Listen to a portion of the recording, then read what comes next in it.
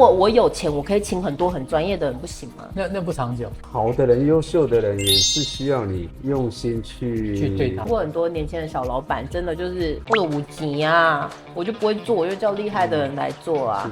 这后面通常你们看到的，因为你们吃的盐比我吃的多嘛，就是我盐也没有吃很多，我吃蛮清淡。马霞安内一个 opening 好了，嗨，大家好 Hello， 大家好。你好。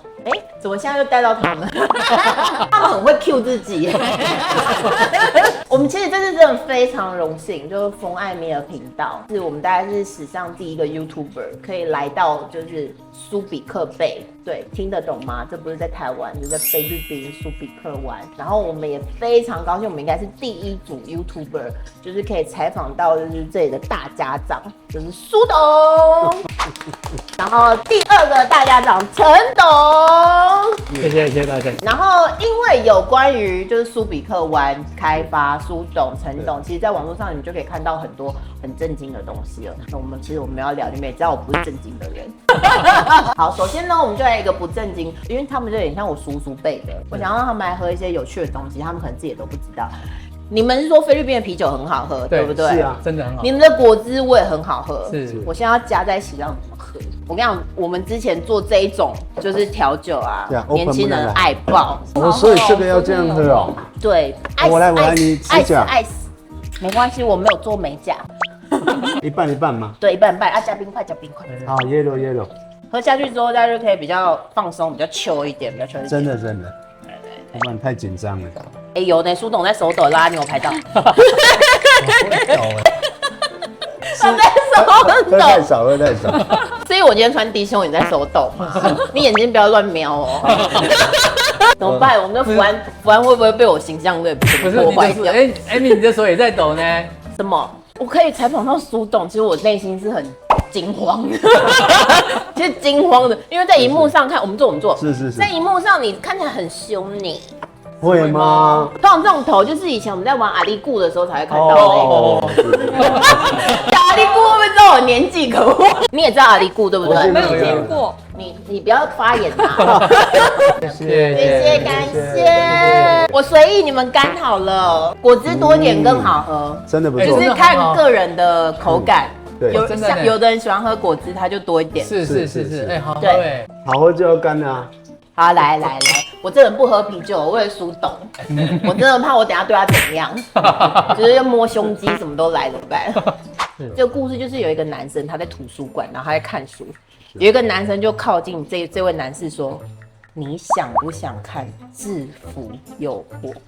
然后他就说：“制服诱惑。”好像可以哦。他说在哪里带我去看？然后他就走到佛经那一区，他说：“来，我跟你结缘，如何制服你的诱惑？”讲完，真的是。好，那既然喝酒的话，我们就首先问一个比较糗的问题，替我们年轻人问，关于这种到海外离乡背景工作，你们是如何制服诱惑的？海外，我们做的工作是营造业，而且我们苏比克湾也比较偏乡下，热情哎，我们都在工地，所以说比较没有诱惑，比较没有时间出去让诱惑。其实旁边有一位男士已经说了，他说何必制服呢？我们就顺势而为，不是吗？我们其实年轻人一直很想问，就是苏董跟陈董一些问题。等一下，我刚还没有问到，陈董你是怎么制服诱惑的？我本身有学佛嘛，那有学佛，然后我本身茹素大概14、15年，所以说我知道如何制服自己的心里的那个一个魔头。我们问错问题了，这个真的很正经八百，这就是刚送人家佛经的那一位了吧？很多人就是我们听过的，说要去国外，然后他们就会说我男朋友不让我去，我女朋友不让我去。我想你们两个人回答一些问题，就针对这些晚辈。对，常常不好意思，我喝啤酒会打嗝。常常有一些晚辈就遇到一个好的机会，然后他们就说，我女朋友不让我去，我男朋友不让我去。针对像这样的话，作为老板，你们有什么想跟年轻人说的？我们用你过来人就好，我们用你过来。如果是你，因为我是退伍过来的时候，我已经娶老婆，有生小孩的，所以说我来菲律宾反而是比较单纯一点。所以太太也是很鼓励我来这边，那太太也有来这边这样。这算幸福组的啦，就是没有受阻碍。对。那陈董呢？我觉得哈，就是说台语有一个话语，就是说，养寡妇出高产啦，哈，就是说，我是觉得是要放心啦，哈，两个在一起，就算在台湾也很多诱惑啊，是不讲中了，搞不好你隔壁同事也是诱惑。台湾还同语言，对，更多诱惑，真的人通，对不对？我觉得说很多事情是个缘分，因为你在国外是看你自己未来的发展方向，你的另外一半能不能支持你？尤其现在的时机哈，对东南亚这边其实是往前看的，未来是很长的这样子。毕竟台湾现在有老人化、少子化等等的啊，包括物价，现在也很竞争，台湾很竞争，包括现在重点是在台湾真的找不到人，现在所有企业都找不到人，真的。包括经典的老板他说1年只应征2个房务，到最后都没做了，所有的总经理下去铺床单、铺棉被。所以我们就是要珍惜这个机会，万一就是我们这些年轻人真的有这种海外，不管任何机会，就其实一定要走出来，一定要走出来看去追他的梦。那未来其实市场都在东南亚，因为他们竞争力够，像单越南1亿多人口，菲律宾1亿多人口，像你们今天去船上，对，你看船上有几个人跟你服务？很多他今天报几个？报17个，17加船长17个。那如果今天这种行程在台湾的话，要花多少钱？很多请不到人嘛。现在基本工资应该28000。17个那随便单人事开销17个，至少要超过3-4万以上单天了。这边的那个他没有少子化问题。然后我听到一个重点，你的意思说我们来这边当台干的话，薪水会是跟他们一样的吗？没有。好，我是说台干是管理他。我觉得陈董刚刚想表达就是对于晚辈这种创业，因为我自己也是创业的人嘛，我觉得就是一旦你们有机会的话，其实真的是不要这么蠢呐，男女朋友真的是一时的啦。对，如果是真爱的话，他就会跟着你一辈子。真的有机会的话，是不要放弃。不一定来菲律宾，因为我们刚刚的问题是针对就是当你创业想要到海外，男女朋友对。那还有。因为像我自己是创业的，其实很多晚辈也都会问，我比较常问到说，书读很多，真的跟你未来出路有关系吗？我比较原罪啦，因为我读到研究所，常常会不会挑战说，研究所跟你赚钱有什么关系吗？我想针对这个，你们两个各自回答一下。我们现在因为台湾很重视教育嘛，我们到底应该是好好先读书呢，还是像贾博士一样，我们有想法，然后就给他创业呢？很多年轻人会在这个地方挣扎。对，我个人是读到国中毕业就出来，所以我15、16岁就开始出来打工，从来没有停过。对，那我觉得书读是一个基础，但是最重要的还是你的坚持啦，应该是要坚持。你是说对梦想的坚持吗？对梦想的坚持。这个啊，连我们小编都很想问因为我们小编自己也是创业，然后他很想坚持，可是你知道家人就是极力反对。是。对，像这种时候，我们到底应该坚持还是不要坚持？你知道现在年轻人会很两难哦，因为很多现在新时代要做的东西，长辈可能看不懂哦。是，我们到底应该是先完成学业吗？还是先做梦想呢？我应该坚持呢，还是我应该要孝顺父母呢？年轻人会有很多这种挣扎对，你是怎么看待这一切的？梦想每个人都有，那当然梦想不能只当梦想家而已啦，因为梦想只做梦也没有用。真的，你要务实的跟他们讲，对，梦想真的没有用，要实际上去做。是不是？是。现在年轻人很多都是我想干嘛，我想干嘛，想到就要马上去执行。然后呢，不要怕输吗？还是不要怕失败吗？其实人不可能没有跌倒，但是要越跌越壮。这是你过来的经验吗？对。真的跌了会壮吗？像很多草莓族一跌就烂了是，就是你越跌倒过，你会吸收到越多的经验。所以我们可以这样跟爸妈讲吗？当然爸妈是不希望你跌倒啊，但是不可能不跌倒啊。我遇到一些年轻人，他们就说跟我爸妈讲这没有用啊，他就是不想我跌倒，你还跟他说我跌倒，我就会越挫越勇。怎么办？怎么沟通？还是你本来就没有这个问题？有抗争啊，对不对？有，我都有了，好不好？我也是。第一次是23岁来到菲律宾，那是做餐厅。对，那餐厅做6个月跌倒就回台湾了，就跟爸爸做投醉做营造。那后来做了差不多1-2年，我想说我也不能一辈子在那边做小工，继续这些工作，还是有想再创业嘛。你这是人格特质啊，不想不甘愿的。是啊，对，在哪里跌倒也希望在哪里爬起啊。第一次说要外出的时候，爸爸妈妈是鼓励的，第二次要再出来，他就说啊，你不是第一次让你出去，他跌倒回来，现在要再出去，爸爸妈妈是反对的。对啊，这时候年轻人很多人遇到这种问题。对，遇到这种问题。你看他这个他常常要就是让你去冲，对，然后失败之后，家长就是爸妈就会。你这样出卖你爸妈对吗？他们会看影片哦。幕后人员是我。这声音很好认哦。第二次是真的稍微也是稍微有点，反正就是直接就出来。所以你的个性是属于就是我头也不回就要做，对不对？对，其实跟我对我爸很像。我的店要搬家的时候，我就跟我爸说：“爸，我跟你说，我觉得那个店不错，我决定要搬过去了。”就这样，我讲完了。我们就属于脾气比较拗的，是不是？那陈董呢？你有这个问题吗？一定抗争的。可是我爸妈基本上，其实我从小都出来读书了嘛，离乡背景，对，离乡背景的，所以说我爸妈都很信任我，都很知道我自己独立的能力，所以说我是没这个问题。所以你不需要太大的抗争。对，我根本不用抗争，我爸妈会支持我。我们这边是同一派的啦，遇到抗争就坚持自己的理想，就做就对了啦。有的会说那怎么办？如果我的梦想是很蠢的，没关系，你做下去就知道你有多蠢的啊，你怕什么？对不对？你讲对，不用怕蠢啊，对啊，只要不是烧爸妈的钱，你想多蠢都没有关系啊。而且现在 YouTuber 很红，对吧？如果你很蠢，你把它拍下来，你还会得到很多掌声。你的蠢还有可能会赚到钱。我们正面一点，对不对？那个国父革命的时候，他几次蠢？ 10次蠢，11次蠢，对，他11次蠢嘛，不是吗？现在老板很卑微，我不知道你们有没有这种感觉。像员工不想扫厕所，我就要去扫；员工不想收碗，我就要自己收碗。我以前在酒吧啊，对，那客人不知道，都以为我是打扫阿姨，然后我就默默在那边扫东西。我说没关系，我跟你讲，这边的打扫阿姨可以叫外面那个调酒的不要干。我想问你们，就是像现在这个环境，因为现在很多出来工作都已经可能9年级生都已经出来了，是。你们这种在当老板的心态上，你们是有没有什么转变？还是其实你们都是一致的？就是面对员工，你们是觉得我们应该顺应潮流，我们来配合员工，还是我就坚持我自己的个性，然后合则来，不合则走？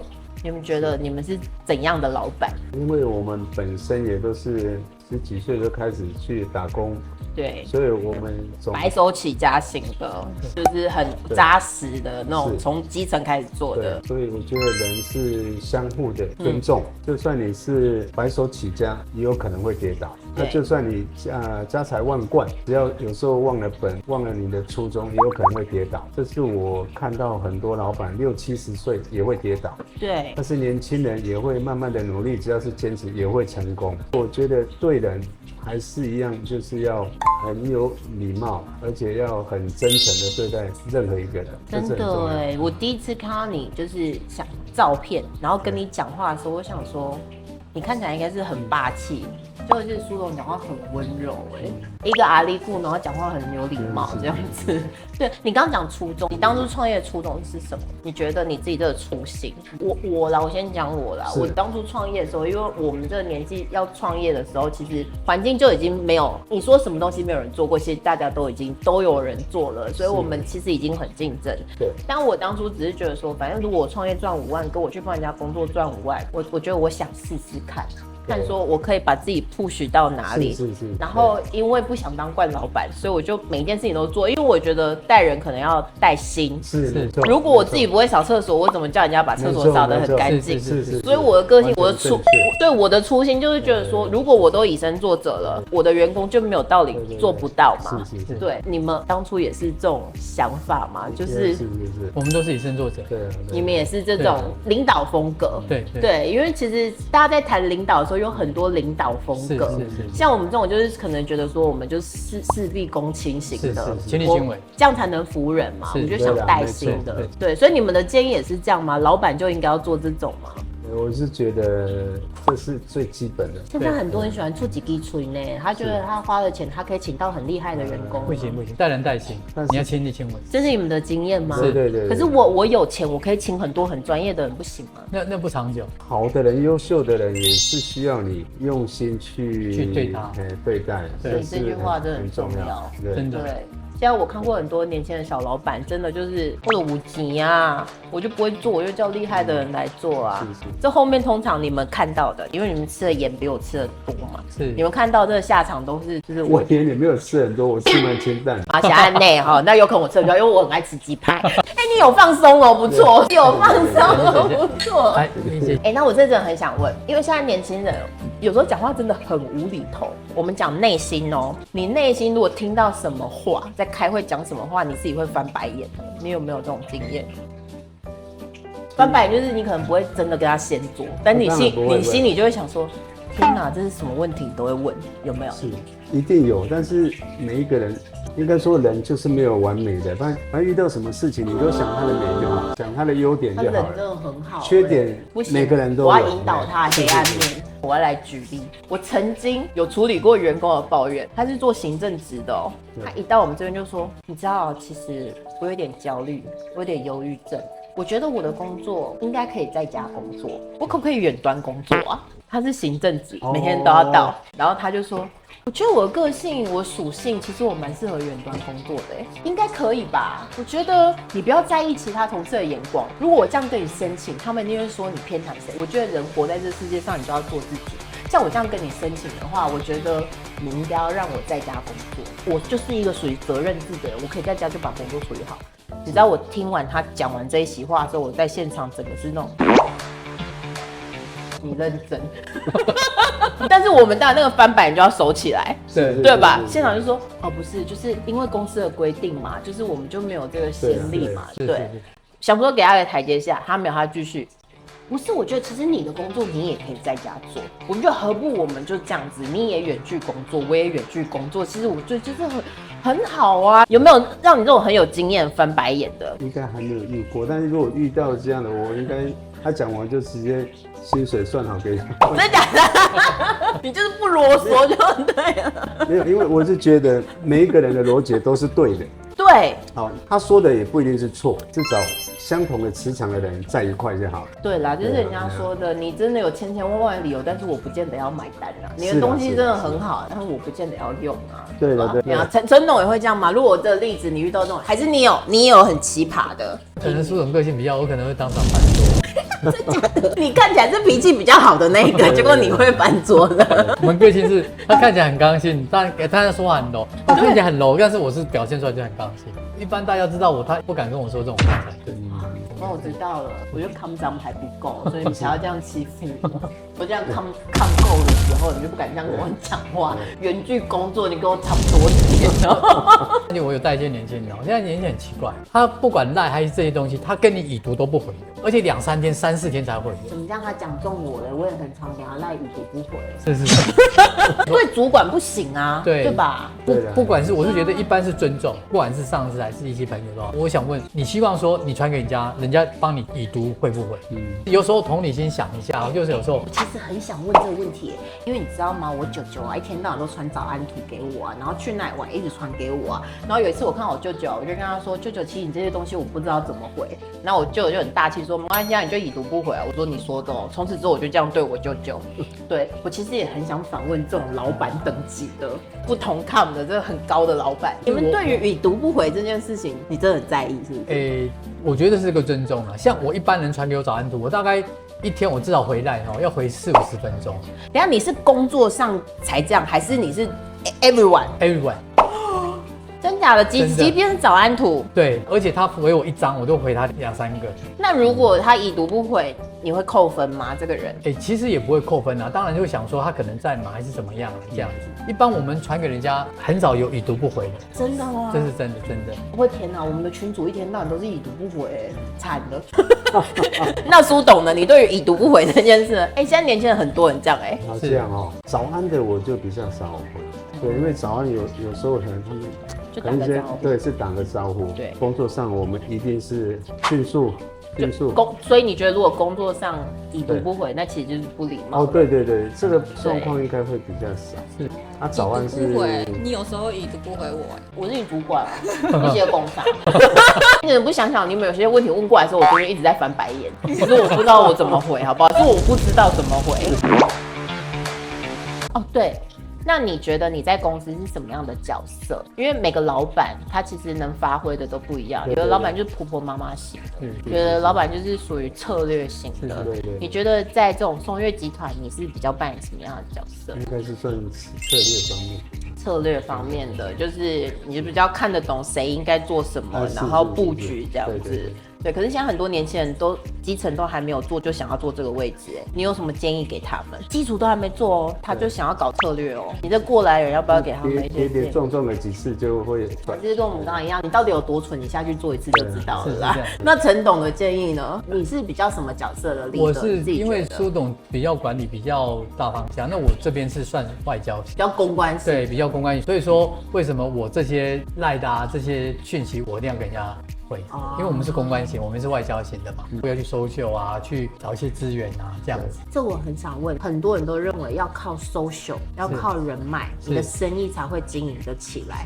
所以你对人要和气，所以有的时候被一些不合理的要求，他们就吞了，就为了合作不伤和气。是我爸那一代的都是这样，可是我们现在年轻人好像越来越有个性，就觉得合着来，不合就不要。可是因为我们的经验不够多，所以我们只是凭自己的直觉。有关于这个，你们也回答一下我们的这种困惑。就是做生意，我们真的要朗朗喝吗？我们真的要 social， 我们的朋友要很多，这样你生意才会好吗？以我们在菲律宾做营造的、做开发的，我们当然会希望和和气气、广结善缘吗？广结善缘是啊，所以就尽量要 social 的那种，其实就不能那种就闭门造车，然后就自己有个性的做生意。所以你是属于需要 social 的。对。那你会有社交倦怠吗？社交会吗？会啊！天哪，这是人格特质哎！真的，我们从小都是看霓虹灯长大，所以要有霓虹灯才能。我应该是每天都在上班，每天都是基本上都是16个小时。但是我觉得这16个小时我也都在休息，也都在学习。因为我就是觉得很开心，有朋友来。那在朋友来之中，我们聊天的时候可以学到一些经验。有时一些长辈他们可能50年、60年的经验，对，可能在几句话里面就传达给我们。对，那我们就是虚心的。这是真的，其实我蛮喜欢跟长辈聊天。是。我所谓 social 就是你知道，好像我们的现在外面有一些观众哈，就是那个以前做传产的，那传产他们就是想说要 social， 要喝酒，要玩乐。可是现在有一些年轻人现在就有2派，所以我们就会想说，真的要社交吗？还是陈董？因为你比较公关性，你觉得社交对于你的营业额、你的事业的扩大，真的是正向的吗？真的是正向的。因为这个是大自然定律啊，我觉得你对我是觉得还是要去收秀，对。但是你收秀的话，你不要觉得说我收秀这个你一定要得到成果，我觉得先交朋友，这句很重要，因为每个朋友的资源都不一样，对，哪有人这么厉害？有些有医院的资源，有些有商业的资源，有些有国外的资源。我说每个人缘分是不一样的，对。所以我一直说为什么要广结善缘，还有我们书中讲的海纳百川，你要去接受大家交朋友。那你们真的觉得订单、业务量，然后你的事业版图，我想要问你知道喝酒喝得出来吗？因为很多人认为，觉得这种社交场合，我们就一定要喝酒。喝酒要看，不是说你就喝酒不做事也不行啊。对，很多都觉得一直喝嘛，就谈生意，我们就喝，然后就可以喝出来啊。喝酒应该只是一个介质。工具对，拉近一点而已。但实际上，无论你各行各业，就算喝酒也好，不喝酒也好，你一定要把工作做好，这样才有可能。本质最重要，对不对？你的本分如果强，其实你的谈判能力就强，对吧？其实喝酒是一个助缘的，让彼此的距离。一个介质。对，其实我们不一定要抽烟，也不一定要喝酒，可以泡泡茶、喝咖啡啊。可是社交这件事情，它就是必须要去做的。对。针对于想创业又有社交障碍，或者是有社交恐惧症的人，有听到吗？你们还是必须要social。就是在间接讲我啊，我最近真的很省话，很不喜欢跟人家 social。小孩成长就一次，你现在不陪他，你要什么时候陪他？而且我一个很辛苦在带，像面对这种情勒，你们要怎么处理？我老婆就不是这样的，我很幸运。你现在这个建议就是换一个老婆的意思吗？你现在讲这句话的意思吗？如果你家的老婆很吵，那你就换一个不会吵的老婆。